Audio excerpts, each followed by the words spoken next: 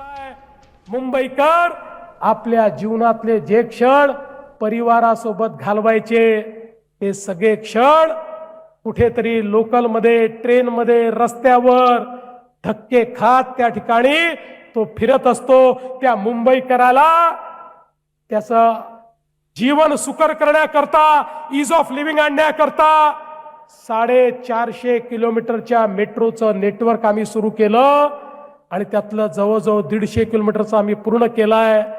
दरवर्षी आता 50-100 किलोमीटर आम्ही पूर्ण करणार आहोत आणि मी विश्वासानं सांगतो 2028-29 पर्यंत मुंबईच नाही तर जी विस्तारित मुंबई आहे, MMR रिजन आहे, याच्या कुठल्याही भागातनं कुठल्याही भागात जाण्याकरता जास्तीत जास्त लागणारा वेळ हा 59 मिनिटाचा असेल अशा पद्धतीनं मुंबईचं नियोजन केलं आहे।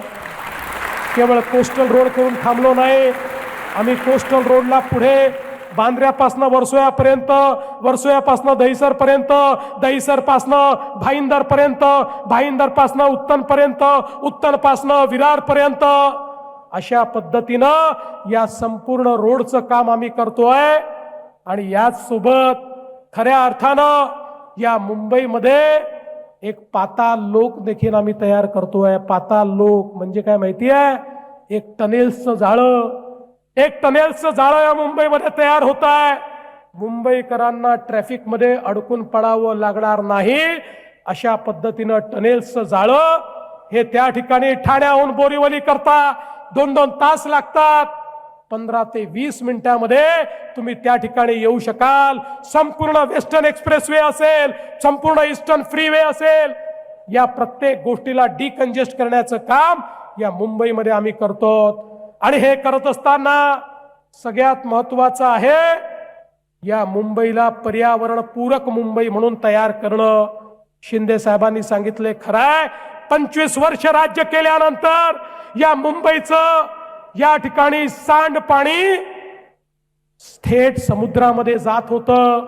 अरे अनेक छोट्या छोट्या शहरामध्ये STP होते, पण मुंबईमध्ये 70,000 कोटीचे फक्त कागद आम्ही पाहत होतो, पण या ठिकाणी STPची निर्मिती नव्हती।